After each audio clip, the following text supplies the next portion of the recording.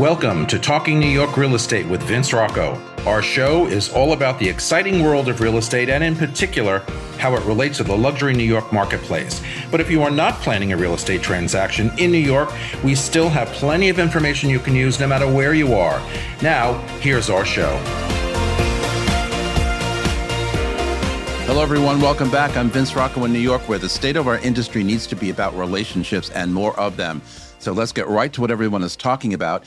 Today's episode is about something we don't talk about enough in this business: friendship. Real estate is often viewed as a competitive industry where everyone is chasing the next deal, the next client, and the next opportunity. But sometimes the most successful careers are built not just on ambition, but on relationships that stand the test of time. Today's conversation, From Friends to New York City Real Estate Superstars, explores the journey of two professionals whose friendship has evolved alongside their careers in one of the most demanding and dynamic real estate markets in the world. We'll talk about how they met, how they lived, their career aspirations, and eventually how they supported each other through the market cycles, up and down career milestones, challenges, and successes, and not what they've learned about trust, collaboration, and longevity in a business where relationships are everything. Whether you're an agent, a broker, investor, or simply fascinated by the people behind New York City's real estate industry, this episode offers a candid look at what it takes to build both a successful career and lasting friendships. So let's hear the story behind the success, the lessons learned along the way, and how friendships help shape two standout careers in the ever-changing real estate landscape here in New York City. And on set with me today are Ben Willick from Brown Harris Stevens and Niall Lundgren from Serhant. Let me welcome my listeners now and viewers from across the United States and all around the globe. This is Talking New York Real Estate, so let's go behind the headlines and inside the state of our industry. Hi, it's Stephen Bailey from Roadway Moving and Storage. Listening to Vince Rocco, you know the right partner makes all the difference. At Roadway, we deliver an experience your clients will love. For specialized services and white glove care, choose Roadway. Want to learn more? Email me at steven@roadwaymoving.com or visit roadwaymoving.com. Okay, everybody, as I like to say sometimes, there are shows and then there are shows.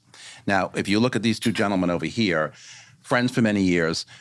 Ben is a colleague of ours here at Brown Harris now. Niall's an old friend. He was one of our original panel members on this show going back 12 years ago and did it for 8 years, so I'm eternally grateful for you. Absolutely. And love you dearly. But the bottom line is they're friends, and in this industry, as I talked about before, friendship means everything, relationship mean everything. You can't be successful in this business without having relationships with friends, with clients, customers, I don't care what they are, sellers, buyers, renters, landlords. It's about relationships. And as I always say on the show, not about transactional oriented, thoughts or actions. So let's get into it with Ben and with Niall. And I'm going to start with you, Ben. So take us back to the beginning, okay? I mean, I've heard a little bit about this before the show, but I'm going to leave it and let them explain. How did the two of you first meet? Where was that? And what was your first impression of each other?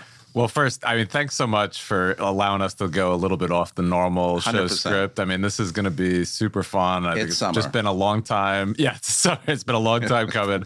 So Niall and I go back to Trinity College where we played football together. Amazing. And so I think the first time, memory of me meeting him was I was a big, fat offensive lineman. And he liked to run his mouth a lot. And so it was probably like me pancaking him and flailing around, on top of him on the, on the football field. He might have different memories of that experience. We're going to hear it. We'll hear it. Probably blindsiding me on a block or something like that. But, we were just talking before the show, so many great memories on the football field. That was a team that won 31 straight games that we were both a part of. We played together for 4 years, got really close in the ups, the downs, the off seasons. And when you go to battle with someone and you pour your heart out and you take yourself to the limit, the friendships that are formed through that they outlast anything. And there's something different. At this point, we've met so many different people, high up in the world, you name it, forget about it. And just when we get together and you have those special experiences that you've had, it's just something completely different than, I could meet a celebrity or CEO or whoever, and it's just different. So in this business, we meet everybody. Yeah. Right? Yeah. Including celebrities sometimes, right? What was your first impression when you met Ben back in college days. Yeah. So the first thing I would say about Ben was he was a house. I remember seeing him walk in. I cannot even imagine that. He's quite trim. Very trim. But when I first met him, I was like legitimately afraid. He was huge. How much did you weigh? I mean, my peak, I was up to like 290 pounds. How much you weigh now? Like 190, 200. So 100 pounds more. Yeah, I can't. I remember looking at him like, wow, this guy's built, because he had big structure, broad shoulders. Yeah. And then I'm scouting him out because I have to, because I'm playing linebacker, defense, and he's playing offensive line. So, you know, we're hitting each other almost every other play, right? So there's a lot of banter back and forth. And a lot of shit talking back. And part of the way that and he's bigger than me. Oh my God. But part of the way that I did it is I would try and get in the bigger guys' heads. Yeah. So I would always talk shit, you know, excuse my language, but I would be in their face like, this is what's going to happen. And to be honest, Ben was one of the only people that would just like talk back. And I'm like, this guy's just not letting go here. And I'm like, this is no good. You're not going to. And he's like, coming right at me. And I'm like, wow, all right. So I respected that right off the bat. I also was a bit intimidated by the commanding size, but we just had, you know, a really great working relationship, because I think the way we did it at Trinity was we said that the game on Saturday that we played was just for fun. And the real hard work happened Monday through Friday, meaning the real game was during the week in practice. So Ben's an all-league player, I'm an all-league player, and we would play against each other every single day in practice. And that was probably some of the most fierce moments of my entire college football career. It wasn't on Saturdays. We had a very successful career. We would win games by 50. Okay, so the most intense days were Monday through Friday, where it was player against player, offense versus defense, and we would just go and attack each other. All right, so that's how it started. Now there's a thought. Okay, friendship, as I said before. All right, so when you were in your college days, aside from football, right? What did you think you wanted to do when you got out of school and went out into the professional world and start working? I can go back to when I was in college. I hadn't a blessed clue the first 2 years, not even close to what I wanted to do. It kind of evolved over time. What did you think you wanted to do when you left? We know where you got to, but what did you think you wanted to do? Oh, I'm curious. So it's a great question. I would say the first thing is that I had no idea what direction I was going. I majored in creative writing, in English creative writing, right? So I was like, I'm just going to do this. This should be good. And it was. But I would say it all changed my senior year when we were playing, and I created a video before one of the games. This is about 2007. And everyone on the team loved it. The coach was like, oh my God, take that down. You're talking trash against other players. Like, this is unacceptable. I'm like, yeah, not taking it down. I'm doing whatever I want. And everyone thought I was totally batshit crazy because I was into this new thing, which is videos. And that was the start. And every week I would make a video from the week. So every practice I'd have cameras in people's faces, and they're all like, get this ad in my face. What is this camera? But I would make an edit on iMovie, and every Friday I would release that video. I'd put it on Facebook, and I'd poke the other team's quarterback to let them know that I'm coming. And overall, it was a unique strategy because nobody was really doing that. I also happened to wear a microphone underneath my pads, so like I could listen to it later. You also had an alter ego personality. Correct. Soldier. So I made a different persona. Absolutely. And it worked. I got the videos out, and I just started to say, I really like this media thing.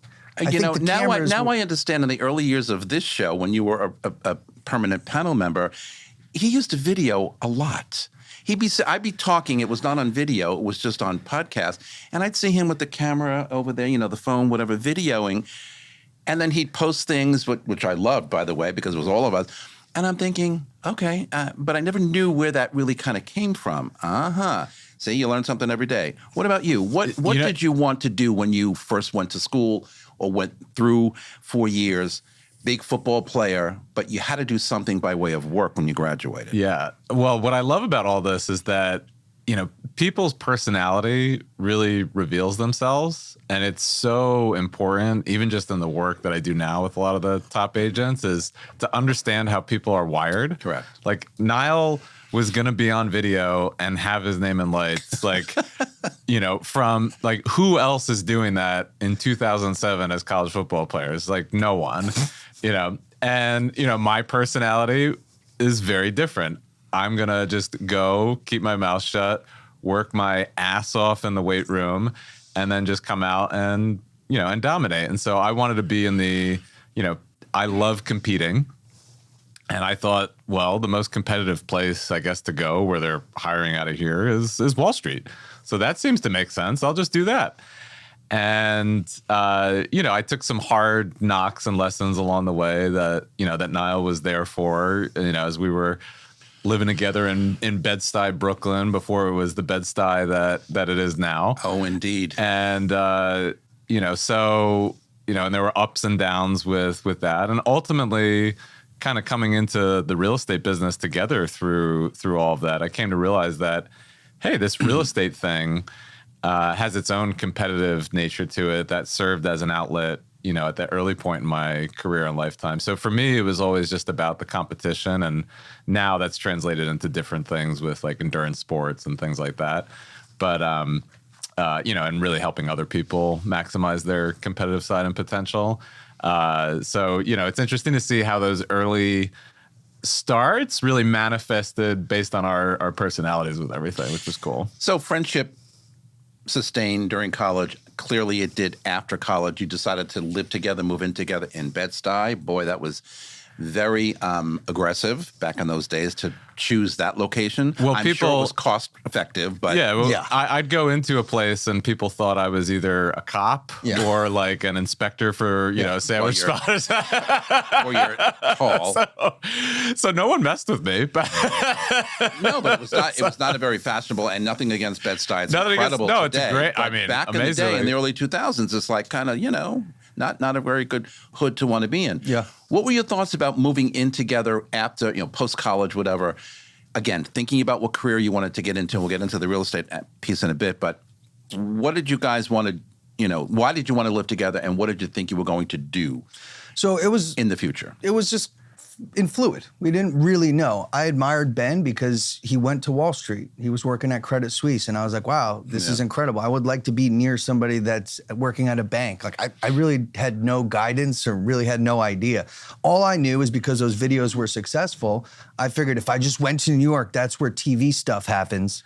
So if I go there, eventually I'll make it. Video. That was my only thought. That's where TV stuff. We'll get to that in a minute. You clearly did make it. Anyway, go ahead. So I moved into my buddy's house that he bought. I lived in the basement with him, and Ben was, kind of working at Credit Suisse at the time. And eventually I just took the apartment upstairs for myself, a 4-bedroom. And I was like, all right, if I'm going to live in New York, I got to keep my expenses low. So I'm going to take a 4-bedroom apartment, but then I'm going to rent all of the rooms out. And also the room that I live in needs to also be rented out.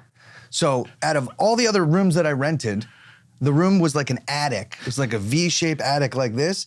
And I slept on the air mattress this way, and Ben slept on an air mattress right there. So we were literally in the same room. We have video of this Very where our real clothes estate are out in the middle of everything. Our computer's up in like the middle of the night. My air mattress would deflate by the morning. That was my cue to get outside and go for a run. Start working. Like this was the start to our real estate, career. Yeah. Well, given that, did you both imagine that at some point you would get into a career in real estate separately or then together? Because working downtown on Wall Street, that's a whole different financial career. Is completely different. All we could think of at that point is how the heck are we going to make it to tomorrow? Well, he knew that he had to rent out every room, including his own. So he was already focused on the real estate aspect of, whatever. Yeah. I mean, did you really want real estate as a career or no? I thought it was a unique strategy to stay alive, where I could, bring my friends into my 4-bedroom apartment and then have my friends, have them have a jump off to get their place started. Like when you move to a city new out of college, you don't, where do I go? How do I do this? How am I going to pay for it? But I made that move, and then I invited my friends. So there was a bit of a community. We were all kind of working together. Ben, I admired him because he'd be at, Credit Suisse at 6 a.m. in the morning. He'd come home at 10 o'clock. I'd be out with Ben Kuhn and Nick Colander renting. Colander? there. renting Forgot he was there. apartments That's right. in Bushwick and Bed-Stuy. And then at night, Ben and I would have our 2-hour meetings from 10 to midnight. And then this guy would, go to sleep for 2 hours and then wake up and go run 15 miles. And I was always like, man, this guy, I was impressed. And I have my own, way that I went and attacked. But Ben was just super consistent from the beginning, where it's like, we don't have food, there's really no furniture anywhere, and he's just out running, focused. And I always admired that, and I was like, wow, I should really take something from this. And it really helped me, because when you're with somebody in that close proximity, you see like, okay, Ben's really good, in the finance world, and he can talk really nice to people. I was a little rough around the edges. So really? Things, very rough. Very rough. Soldier, but take this. But very disciplined, right? Yes. You looked at and admired the discipline. Yeah. I mean, he's still pretty much that we way. were all rough around the edges, though. I mean, Well, that in was your 20s. I mean, yeah, come on, early in 20s. Rough or not, I mean, you were goes very with the disciplined. I always territory. admired that. But you're still very athletic. You're still very determined, and you run still to today. Oh, again, it's like how we started off manifests to where we are, later with everything. But I owe a lot to getting into real estate for, again, it's kind of one of these things where we're just figuring it out. It seems like a good idea. Niall somehow knows in Brooklyn a guy who can do some really creative finance stuff. I know a few things about creative finance, but I'm like, okay, well, I need the shady Brooklyn stuff to get a house and to get this done Based back on in the story I heard before the show. 2008. Yeah. Yeah. The guy we were hooked up with, goes to me, he's like, hey, why buy one house when you can buy 3? And I go, because I think one's good enough to start. How old were you? 23? I was 21, 22 at the time. 22 years old. Like barely a pot to piss in. And at this time they were doing stated doc loans. They send 3 loans into the bank. So no bank knows about each other. Like I didn't go down that, road. I was like, okay, Did this we one hear house is 2008 financial crisis. yeah, coming. Yeah, and then we lived in the attic through this financial crisis. Like no wonder. But we were able to scoot that in. It was both of our first closing was together on this home. So we got a picture of us in front of that there, which is really the kickoff and the start. Like I owe the spark to my career to Niall on this home, and otherwise I wouldn't be in the business. So it was very inspiring. We're going to talk a lot about real estate in a minute, but we have to take a quick break. We're coming right back. This is Talking New York Real Estate on the More Network. Don't go anywhere.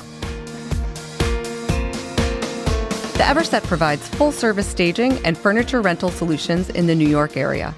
For more information, please visit us at staging.theeverset.com or email us at staging@theeverset.com to request a free proposal. And we are back. So let's get a little bit into real estate. You talk about a home that you bought.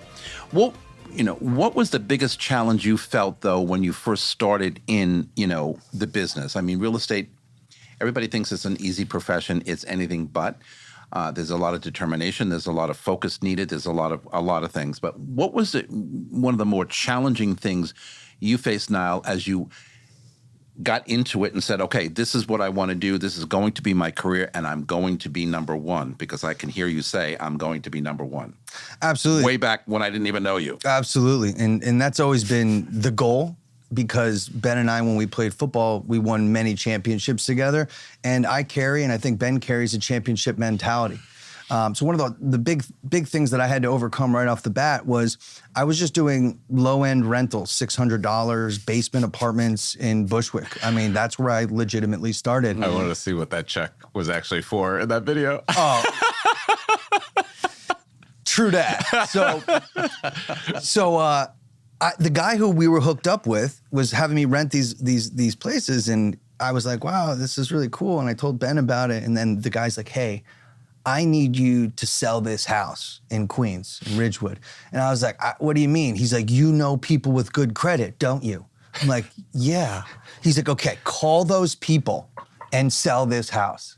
So I called you, I called Carp, I just went Kuhn, I went down the list. Carp's dad came and looked at it. Just by calling my network from college, I was able to bring half dozen people by this place.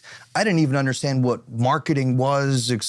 I had no clue about anything. I just hit the phones.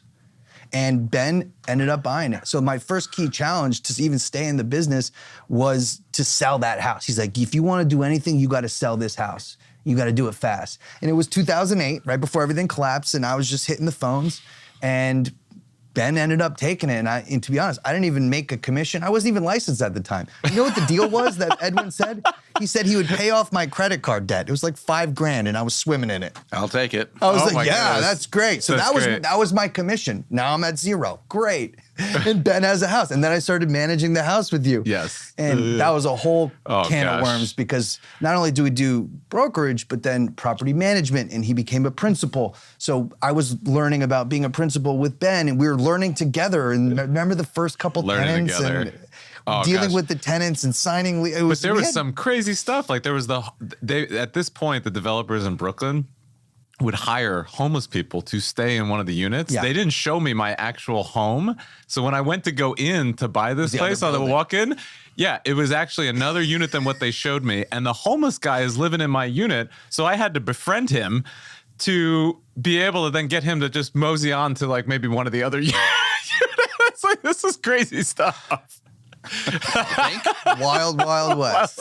Okay, so you give up a career in finance on Wall Street. I'm assuming you did very well to go into real estate at some point. Why?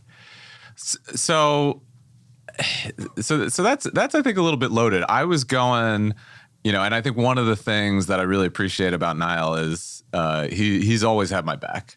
In football, like you will talk a lot of crap to each other, but off the field it's totally different, and everybody has your back. And so at that time in life, or early 20s, I was a different person. I was going 100 miles an hour in the oncoming traffic.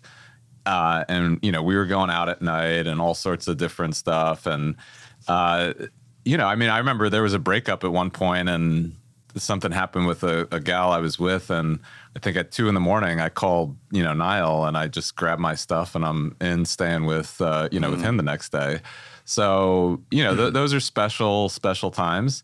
And, Wall Street was a mixture of successes, and I'm not sure I was the best person to really cut out for it. I had much more of an entrepreneurial spirit, and I think that was where the fun came in. Like, we had no idea what we were doing, but it was entrepreneurial. It was ours. And so that just fueled, I think, the fun at that point, and it happened to be real estate. And so for me, just having that dynamic, even if I wasn't making as much in the beginning, I had offers to go back to Wall Street at one point, and I actually turned them down because I said, I'm just having way too much fun in this business. I think a lot of people forget that the business should be fun. So 100%. Wall Street was successful, but there were a lot of things that were just kind of calling to me, I think, at that point. Niall, how has your friendship, and when you talked about, the house together, buying the house, Ben buying the house at first, the first one you sold, whatever.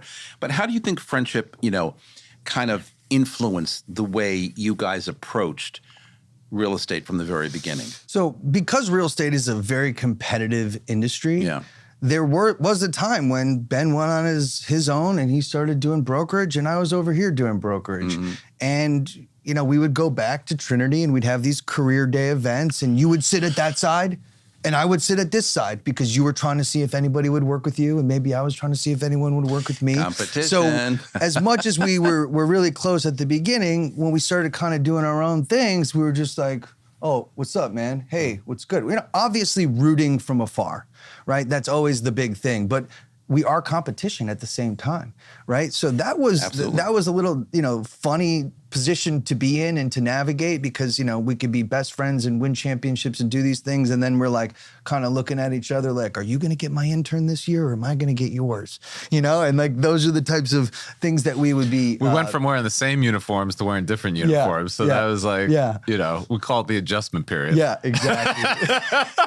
Absolutely. But, in this business, though, real estate can be highly competitive, as you just indicated, whether you're friends or whether you're, colleagues or whatever.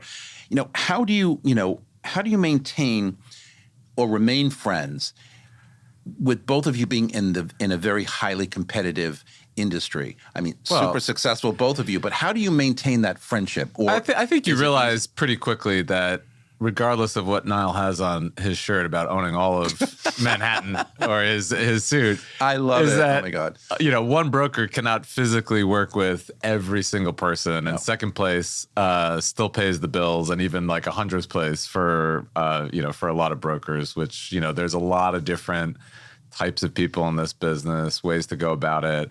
And I had a managing director say to me early on that a lot of people have a case of young man's disease. And I think during that time frame, as we were both trying to figure, things out, we definitely did. And you kind of you relax and loosen up a bit and realize that it's a big playing field. It's a big city. Absolutely. And there's just so much to go around and learn from each other. And just the friendships mean so much more than any of that. So, and one thing to add to that is that the friendship part is key to be in real estate. You and I have been friends for many, many years, and that's helped us with whatever it is, maybe information, learning together, doing deals together. And in this industry, you need friends. Oh my God, I can't do everything myself. No. I won't. So I need to have you and Ben and all these But it other also people. feels good, my thinking is it also feels good to know that, as he said, someone's got your back. Yeah. Or a bunch of someone's, a bunch of friends have your back. If I need you, if I need whoever, they're there. Yeah, we're in a very highly competitive field, but not to the point where they wouldn't help you if necessary. Exactly. What is your favorite quality of Niall? When you look at him, what do you admire most about Niall? So what I love about Niall that I don't think a lot of people, and I honestly don't know because, I don't watch enough of the shows maybe as some other people, but I just know Niall, and he's an incredibly, incredibly caring person, and he has a super, super soft inside. Indeed. That I don't think a lot of people see with some of the exterior personas or personalities or anything like that. So there's just like a special place in my heart for the care and like all the things that I saw during I'm going to choke up a little bit during those time frames. Me too. I love him to death. So that's really special. So I just kind of laugh and giggle to myself at all the little whatever you're doing on camera, kind of like the same way back back then. Yeah. And so that care and compassion, and of course there's a relentless work ethic there. And I think that's just kind of ingrained in us, as as Niall mentioned. Well, as competitive sports guys, of course, that hopefully carries on in career. What do you admire most about Ben, quality-wise, whatever? The number one thing that I admire about Ben is his commitment to constantly learning. So even when we were in that attic, living in the same room together, you had books of Lean Six Sigma. I'll never forget. You're like, read, this is what we need to do, operational efficiency. And it's like 11. I still quote that. I can so see him doing that then. I can so see him doing It's like that. midnight, and Yes. this guy's worked for 18 hours straight. And I he's like, can we so need see to him go. do it. I'm like, whoa. I was totally blown away. I'm like, this guy's on another level. And it just doesn't stop. And now he's one of the best coaches in all of Yes, New York City. And absolutely. I'm like, totally makes sense. That's why he's here. Yeah, I know. It's we love him for that. incredible. But I can so see him doing that, right? I mean, A lot of respect for that. Yeah. Because people could get complacent. You work on Credit Suisse, Oh. you make $100K a year when you're 22 years old. What do I need to you do? got the world by the This when you're kid doing did that. not stop learning Yeah. ever. I'm talking about ever. There was never a time where you're like, we're just going to hang out today. Right. I've never heard that from Ben in my career. Like, I've known the guy, I don't know, 25 years I've known him. Never heard him say anything of the sort remotely close. On my way, That's hilarious. On my way in on the train this morning, I set up a prompt in my AI that's a daily prepared mind AI that just gives me different things every day that I study up on. And Exactly. That's so right. That's so Nailed it. Nailed it. That again, he knows you a lot better than I do, but I can so absolutely. we know each other very well at this point, regardless of like know. all the time apart in separate places and things like My that. God, that's so funny. Looking back, though, talking about It's really funny. talking about the real estate market. Sorry. Looking back, though, I mean, market cycles can test our everything. They can drive us crazy as agents, as professionals, as colleagues, working with people that we want to work with, whatever. How have market cycles really tested you to the point where maybe sometimes you thought, this is just way too much for me, or no, I'm going to keep going at it and killing it? I mean, in 2008, when, Great market, if I remember correctly. I'm buying this house just to set the stage. I'm putting myself in debt. I have a house. I have to evict some of my first tenants. I get laid off from Wall Street. The Wall Street was a complete morgue. At 20-something no years one old. was doing anything. Nothing was moving.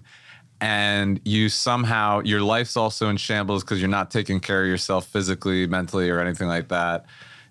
If you can be, at complete bottom and know how to pull yourself, up through that, then everything else is just easy.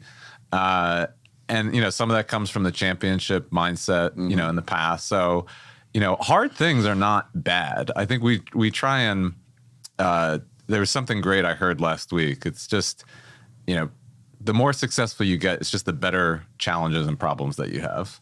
So, I don't think we should run away from those hard times or hard markets or hard things, because there's always something to be learned in those that's going to make you better and better able to survive, adapt, and thrive in different types of markets. How long are you in the business now? Well, it was 2007, 8 with you. So however long that So is. 19 years. 19 years 19 now? years. Been in the Yeah, business. because it was really 2007 with Wall Street. And it was Wow. real estate then. So 19 years. Okay. We've known each other, 22? Yeah, something like that. And I'm in the business 24 years, so I don't feel so bad. How has the business changed since you first entered the industry? Now, I know I've watched your progression over the last 12 years, and I couldn't be any prouder. But explain to us how, it's changed for you. Well, when we first started out, I went to a basement and in Bushwick, and there was a whiteboard. We're never going to forget that basement in Bushwick. But it's just so key because there's a whiteboard, and it's just the guy wrote 3 addresses, and there's just keys, and he's like, pick up the keys, go take pictures, put it on Craigslist, jam people through, get deposits, cash, and rent it to one of them. I'm like, I could do that. That sounds pretty easy. Maybe. And that was it when I first started. I had no clue. And then, I became a rental broker, and I did the whole OPs on Wall Street, and I did thousands of deals downtown. And that was how somebody really starts out, because they understand how quickly you need to respond to clients. If you're not responding to your client immediately, somebody else is. So that was the attitude that I had, and speed was something that I really learned. Obviously, as more and more social media became prevalent, that was something that I kind of was leading at one point, and really focusing on that, because I said, people need to know you if you're in real estate. So if I could just do more videos and stuff, like this was my thought process, I think more people will know me then, and then I'll sell more real estate. So Wow, so it ahead of it was very basic. very basic, but so basic. ahead of the times, actually, when you really want to think about it. That is quite amazing. Going back to your first year in real estate, okay?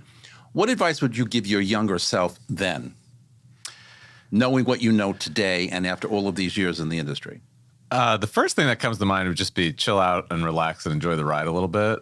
I think some of it was, and it's funny because it's good to even hear that now, because I'm sure my 20-year from now self will probably say the same type of thing. Right. Because there's so many of these experiences that if you can just stop and look around for a moment and just enjoy, like I look back at those videos and I'm just like light up on the inside because it's so special. So regardless of how hard it was, like we were still having fun. Absolutely. And sometimes you just got to relax and enjoy that ride. I think to Niall's point, surround yourself with great people, which I was fortunate enough to do, and had many great mentors. Shout out to Val Schultz, still such a close friend of mine and such an impactful person. And a lot of my business coaches and all sorts of things that I found during that time, I think were so impactful. So it was just an immense learning time frame, as Niall said. But just enjoy the ride. I mean, you need the hard work to be able to do it, and that drives this insatiable sort of work ethic to get to a certain place. So I don't know if I could have really relaxed then, or if I'd be where I am now if I did. So it's hard to say, but that's the first thing that comes to mind. What would you tell yourself, way back then? As Make an more agent, videos. based on what you know. Based on what you know now. Definitely make more videos and content. If There I you go. actually stuck with it and made more longer form videos, I probably would have done a lot better. But either way, so if I could tell my younger self anything, I would say it's not that serious. I used to take everything serious, and every client that I lost, it would be a dagger to my heart. Also, because I had no money, and I was going to say, it's also a financial thing, too, when you're first starting. You need to make a deal. And I would just be so, like, I remember I had a girlfriend. Real tight and wound up. Real wound up. Yeah. And the girlfriend's like, hey, let's go to Florida on a vacation. I'm like, can't do that. Why would a vacation? Oh, that's not happening. And she's like, why? She's, you made a deal. Like, let's just take a couple days. And I was like, I can't take any days off. That is not the situation I'm in. And I was like sitting there, and she was on vacation. I'm, in Manhattan. I don't know. It's like May, sweating, and all those deals that I thought I was lined up, none of them hit. And I was just sitting there like desolate, like, man, that's the universe. I should have just sending a signal to you. I should have just went, but I didn't do it because I was so focused and so serious. And I could have had a little bit more fun in my early 20s, but that was what happened. Think the impetus, though, because, even when I started out, you're focused on the deals. You're worried about the next gig. You're worried about when is that next paycheck coming in. So, yeah, you want to take a break. Yeah, you want to take a vacation. Yeah, you want to do whatever, but you really can't. Yeah. You learn, I think, as you grow older in the business that, all right, I can calm down a little bit. I can breathe a little bit. Yeah.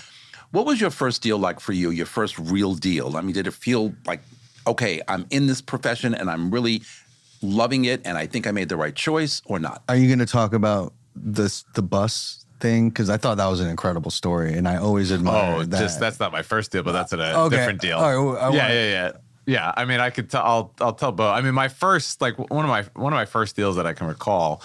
There were a lot of old crotchety, just on-site leasing people early, and I think one of my first clients was some of them are still around. Yeah, there were more. Yeah, there were more then. And first one was like an attorney who wanted to try and change all these things to a contract. And I think the on-site leasing agent just like growled and ripped the lease up, in front of them. And I'm just sitting there like, oh gosh. Somehow I figured out a way to have it go through. Excellent work. Well, ripped up the lease. Yeah. He's like, no, we're going to duct tape that. I mean, yeah, it was 2000. We'll fix it. It was 2008, right? Or 9, or mind you, to keep in mind. So they were still motivated to get stuff done. And then, the deal I think that Niall's talking about is at this point I was working on, I think, the largest deal of my career is a townhome in the West Village.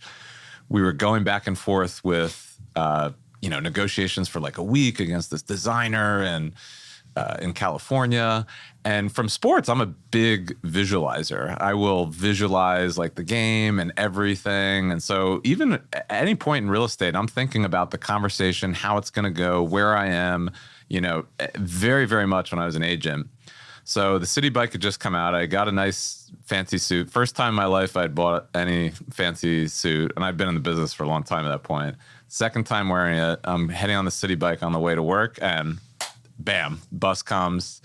I get sideswiped by a bus. I heard that story. The official term was my tendons and ligaments were degloved, and my lower arm was not connected to my upper arm. And I've tested my DNA. I guess I have something called the warrior gene that keeps me really calm in times of crisis. So I leave this very calm message for Lindsay. I'm like, hey, I just got hit by a bus. Now, mind you, they're cutting my suit off in the ambulance. Lindsay's his wife, by the way. Lindsay is my wife. And I was like, can you just bring a work shirt? I think I'm going to go back to work after this. Can you bring a work shirt and she's to the freaking hospital? Out on the other side of the phone. And so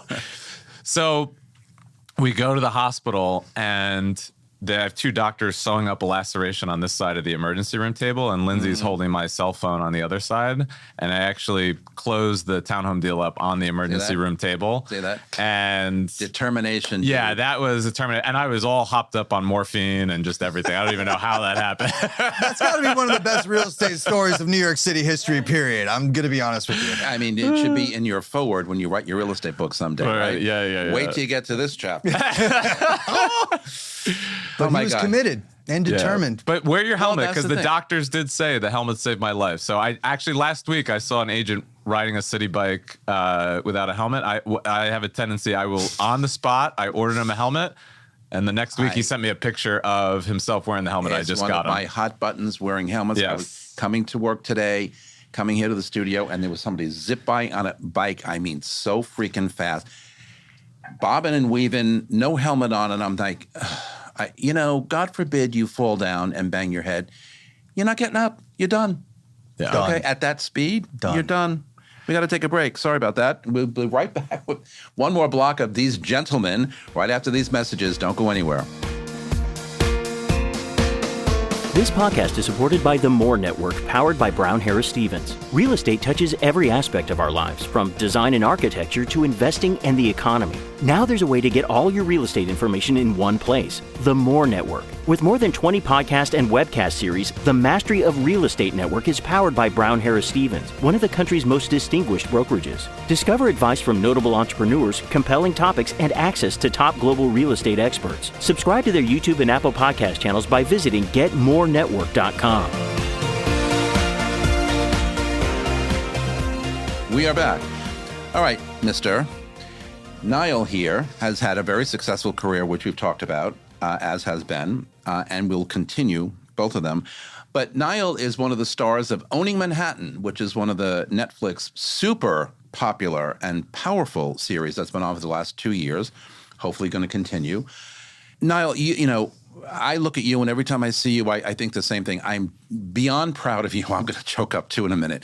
You know, I met you on this show 12 years ago when you were really kind of just figuring it all out.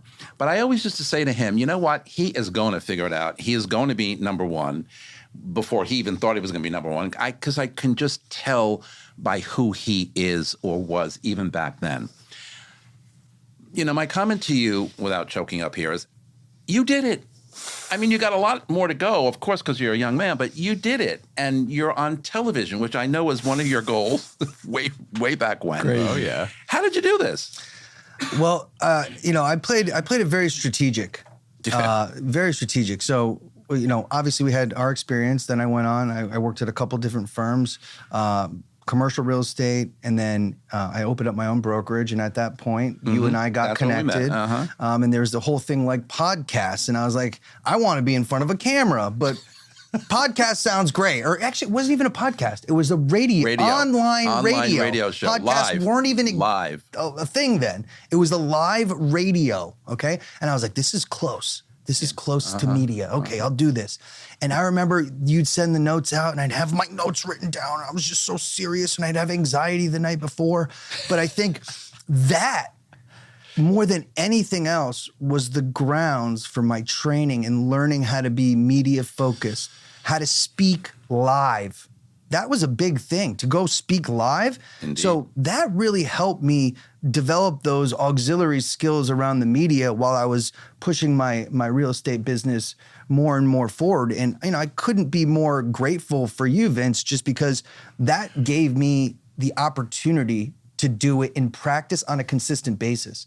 Every Tuesday, 9 a.m., I don't care, for 8 years where I was on that show, and that was my commitment. We make commitments, we stick to those commitments. Absolutely. But for you, obviously, it was a great learning experience. As you say, you brought it to the next level. Yep. But all the while, with the goal of wanting to be on TV or wanting to do this or whatever, you built a business that's absolutely amazing. I did, and really, literally in a shorter period of time than most people, I would think, you built a phenomenal business. So everything else is kind of like extra, right? Absolutely. And the business is obviously the fundamental part of it. But the reason why I'm good at the business is because I have systems. And Ben and I, Ben put this Lean Six Sigma thing into my head with operational efficiency day one. And if you come in to work with my team, there are spreadsheets, there are places for documents to go, there are specific sets of rules. And when the whole team operates like that, it's like a symphony. Do you ever get tired? Not really. I love it. I love it, man. I'm going to keep going. I could, but I just tell my brain, yeah, not so much. Keep going. And my other guy here, Ben, you also have built a tremendous career. And when I think about, we're not 19 years, 18, 19 years, that's not that long ago, really, when you think about it. But you started out, as an agent, and then I think you built a business, right? And then you took teams, to a couple of different places, including here at BHS. There's something about you as well. And, we can identify you as a great mentor and a great coach and just an overall great person. How did you get to where you are today? really from the beginning, from playing football, from going to Wall Street and deciding, well, I don't know if this is really for me, but I'm going to go into real estate and give it a shot. And now look at where you are. I mean, you're there too. One of my favorite sayings I heard recently is if you want to go fast, go alone. If you want to go far, go together. And I have been very blessed, very, very, very blessed. Niall has certainly been one piece of it. As have you, Vince. We did, a deal together, I think in 2009 Yes, over we at did. the 505. And I actually remember him from that. Yeah. So, there's so many great people and so many people that have been impactful for the career, the business coaching, the real estate mentorship and coaching, and being able to take all those and learn from a lot of different areas. And then I always say real estate's just been my modality, right? So it's kind of like I enjoy reading scientific literature, if you couldn't tell by this already. Really?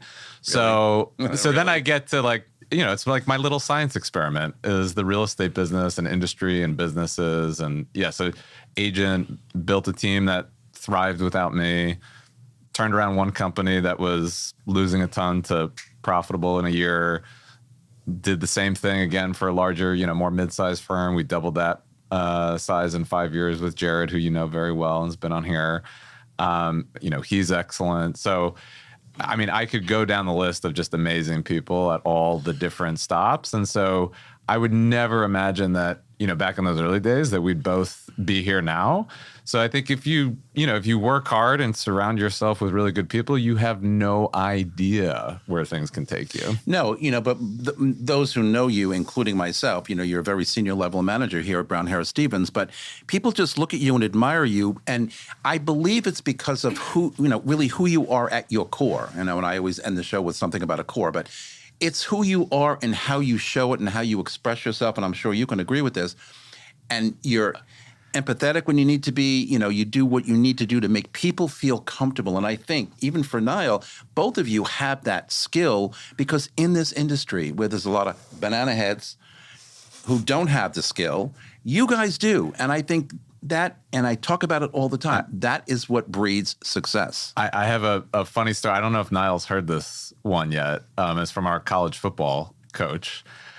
So when I was at the last firm I was at, and I was getting up to managing, 100, 150, 200, agents, staff, things like this. And I thought back to our college football coach, a guy by the name of Chuck Priori. Is a short little Italian guy who'd strike fear in even the biggest people.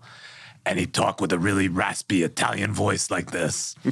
And I text him one day. I'm like, Chuck, if you have any time, I'd love to catch up. And when Chuck and I have catch-ups, we're both early risers. I know he's up early. So we talk at 5:30 a.m. in the morning. So I'm talking to him at 5:30. I'm like, Chuck, how did you do it? We would have all taken a bullet for you. Yeah. Right. And I'm seeing all this turnover now and people and agents and my time is so spread thin. How did you do that? And he goes, all right, listen up, Tiger. There's a couple things. Listen up. Dead accurate, by the way. Yeah. It's like, first of all, you got to be able to give tough love. Second, people got to know that you're going to go to war for them. And I was like, okay. I was like, yeah, I knew if I was ever in trouble, you were going to be there for me. And however people, I think, feel that is super important. And you can love other people and sometimes also be willing to give them the advice that they might need to hear but not want to hear. And everybody does that in their own style. Obviously, I don't talk like this to agents because it wouldn't be very effective. but I think he was right. Yeah. And I can so see thought you'd appreciate that. No, it's great. What he also said is, any of you knuckleheads that get arrested, I'm the first phone call. Yes. Don't call your mom. Yeah. We were like, okay. Don't call your mom. Yeah, you Don't call your mom. You call him. Yeah. Got it. So everyone was like, okay, we never got arrested, but that was stated. Yeah. So he had our back. Basically, hey, you don't even have to tell your mom. I'll take care of it. Yeah. There were a couple guys who had to call him in.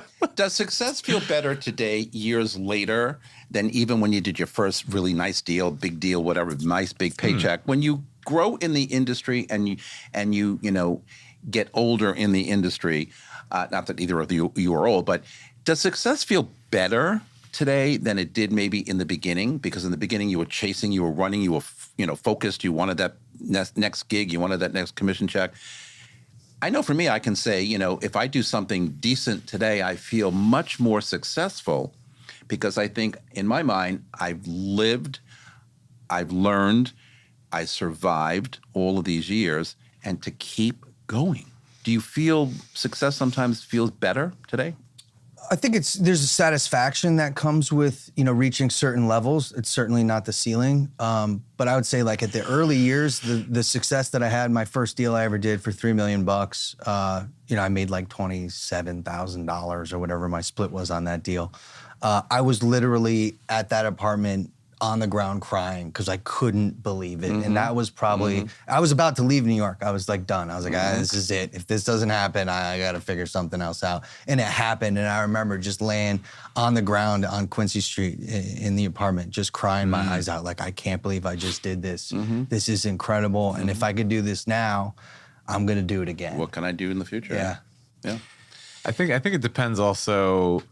I think how you define success, at least I know for me, has changed a lot over the years. I think like those early deals are very impactful and you need to hit certain milestones to maybe prove certain things to yourself or just survive. The success now, I've now coached multiple people in the business who've come to me from day zero and now run teams that are 2-4 times the size that I ever ran.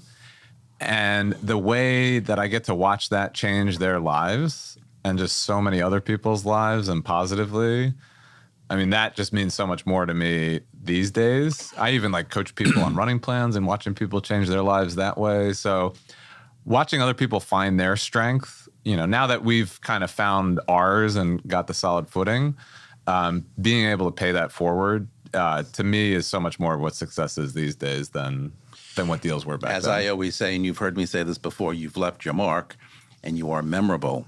And if you can't be memorable, what is the point? And this guy's the same thing. All right, so he's more memorable than me. Well, what excites you most about the future? People come up to him on the street. Can I have your autograph, please? Mostly selfies. Well, that too. I've done autographs, though. Can we have one at the end of the show? Of course. Okay, thank you. What excites you the most about the future of New York City real estate as you knew it then, as you know it now, and as you can see it going forward? Probably the most exciting thing is the added increasing complexity of the industry, from buyer's agreements to all these pied-à-terre tax and mansion to like all the different things. Why is that exciting for me? Because I've been through it all. Yeah. And it just means that the barrier of entry is just harder and harder and harder. And my whole thought when I got into real estate was, actually, I don't know if you remember, Gennaro had a mentor, his name was Bryant. Bryant, when I got my license, said, all you need to do is just outlast everybody in your real estate class, and eventually all their clients will become your clients. So just survive for 10 years and you'll be good. And I was like, all right, I could do that. But that's really it. Just survive. And, the people now, it's going to be tougher because you have to not only learn real estate and learn how to deal with the client, learn how to market, but then you have to understand all these tax implications, then communicate that to them. So I think that's exciting for me and where I'm at in my team because, we know those things inside and out. And that's our competitive advantage right now is we don't have to, worry too much. Like we know what it is, we clearly communicate it, and clients come to us because of that. What about you, Ben? So I think the cream rises to the top. The major trends have always been there since we started in the business. So more business continues to go to people who can be higher quality, right? And that's what Niall's talking about, market knowledge and knowing those things inside and out, and who can do volume and have good systems and can do it. So I think probably now more than ever, it's important that maybe people have teams, whether your company is a team, you're within a team, but you have that type of support and knowledge base kind of starting off. And New York City is so dynamic. It has so much different industry, and everything that comes up is also so fascinating because it has these laws of unintended consequences, right? So you put the Fair Act in that's supposed to be more fair and rents jump 8%, right? Well, I was calling that well before then because, anything that limits inventory and stifles construction is going to just create a huge glut later on. And now you're actually going to have higher rents with some of these types of things because New York has so much demand in it. So the city to me is just so multidimensional and so dynamic, and it's impossible to know everything. And you can always be learning something with all these things that are going on in New York City real estate. Forget about just the leadership and people management and all those types of things as well that, are just very dynamic and always a learning piece of it. But the city itself keeps it very interesting on the real estate front. And it's one of the major centers of the world where people want to be. And I think I've said that here before for a variety of different reasons. So it's fun to be able to do that in such a melting pot with different unique people along the way that, again, you get to not only help, but really learn from with your network. Your network as an agent is so powerful. You have no idea when you're starting off how much that network is going to mean, more than the deals. So, and if you grow it the way you're supposed to grow it, it works for you in spades. And I guested on somebody's show here on the network yesterday, and I said the same thing. New York City real estate has changed. It's going to be changed. It's been changed for 24 years that I'm in it, whether we like the change or not, whether we accept the change or not. Ultimately, we have to, because you have to grow with it, learn to be a better communicator. I talk about this every week. Learn to be a better negotiator, because as we change, the Fair Act is just one, the buyer, broker agreements is something else, and Lord knows, pied-à-terre tax, now we got to talk to our clients differently. But that's what keeps us fresh. That's what keeps us learning and growing. And if you learn how to communicate these changes and negotiate better, you win. I mean, I just think you win all the time. One last question. Friendships, come and go, but here you guys have been friends for many, many years. And even though we don't see each other all the time, they're still our dear friends, and and you said it both before, you have each other's back. But what is the first thing that comes to your mind, Ben, when you think of Niall? Whether you've seen him just recently or haven't seen him in a month or two, whatever, what's the first thing that comes to your mind when you think of Niall? I literally see just his name, and I have for years, just like in lights. With that smile, I said and that I just did like I don't know what he's doing, what camp show or TV show or whatever the heck he's doing now, but I just picture like Niall somewhere where he's in lights, like having fun, Niall being Niall. And so that's just the first thing that always comes to mind. And I don't know him as long as you do, but I know him for long enough, and I always do the same thing. It's very sparkly, yes, and pink and rainbow colors, and his name. No matter where I see him, I'm like, okay. What's the first thing that comes to mind when you think about Ben? Based on your past, your current, whatever. Yeah, I would say Ben is sharp as a whip. That's the first thing. He's on it, and and I'd just like to also reiterate what you said about me. Like, Ben's also very caring. He really cares about people. He really cares about the development of people. Midnight in 2008, you're like, we're going to do this and get better. And, I really appreciate that. So he's sharp as a whip, but extremely caring and has a lot of empathy and committed to learning. I totally agree. I don't use the word love that often, but I tell him all the time, I love you. Yeah, just love like you, I tell and you, I I love you. you. Because I see, this in people, and sometimes it's not such a great thing to look at, right? But other times it's wonderful. So I get it. And when I first learned that you two were buddies from the past, football players together, I'm like, wait a minute, where have I been? How did I not know that? Where did that come from? Yeah. It only makes sense. Shout out to Louise Phillips Forbes and her son playing at Trinity College. Yeah. Trinity, yeah. So shout out to current Louise. Trinity football player. That's right. Didn't he just graduate, though? I think he just, or is one about more to graduate? season, I think. He's got another season. We're One more going to go season, and we're yeah. going to watch the game with Wheezy up in Hartford, Connecticut. I know, isn't that something? Crazy. That's hilarious. Just the breeding ground of New York City real estate in Hartford. It really is. How many people The most follow us? unlikely place. We've had 20 kids follow I know, us, too. so Everybody unlikely. These real estate agents, my goodness, holy cow, right? Smart enough, but personable enough. Not too smart. Not too smart. There you go. I We can can hire go a on for quad. another hour, but unfortunately we cannot. So we'll be right back with my closing thoughts right after these messages. Hi, it's Stephen Bailey from Roadway Moving and Storage. Listening to Vince Rocco, you know the right partner makes all the difference. At Roadway, we deliver an experience your clients will love. For specialized services and white glove care, choose Roadway. Want to learn more? Email me at steven@roadwaymoving.com or visit roadwaymoving.com. Okay, I'm back with my final thoughts. As we wrap up today's conversation, we're reminded that real estate is about far more than buildings, contracts, and transactions. It's a business based on relationships, trust, and the people who walk alongside us throughout our careers. Today's guests have shown that success doesn't have to come at the expense of friendship. In fact, some of the most rewarding careers are shaped by people who challenge us, support us, celebrate our victories, and help us navigate the inevitable setbacks along the way. Markets will rise and fall. That's inevitable. Technology will change how we do business. New trends will emerge, and the industry will continue to evolve. But integrity, loyalty, and genuine relationships remain timeless currencies in both real estate and in life. I hope today's conversation inspires you to not only build your business, but also invest in the relationships that make the journey worthwhile. Remember, the most valuable assets you'll ever have is not in properties that you sell, but in the people that you meet along the way. And that's our show for today of Talking New York Real Estate. I ask everyone to take a moment to really look inward and ask themselves, who are you at your core? What is your why, the reason you get up in the morning, and the driving force behind the choices you make? What beliefs guide you, and where did they come from? Your family, your experiences, your struggles, your triumphs. Understanding these pieces of yourself shapes how you move through the world, and once you know them, the challenge is to show up intentionally and be memorable every single day, not through perfection or performance, but by living with authenticity, purpose, clarity, and the courage to let people see and feel the real you. Remember, your reputation arrives before you do.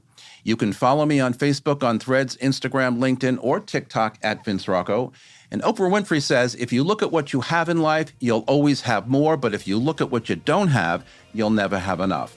And from all of us here at Talking New York Real Estate and the More Network to all of you all around the world, thanks for spending a part of your day with us. I am grateful. Keep thinking the good thoughts, and I will see you next time. Goodbye, everybody.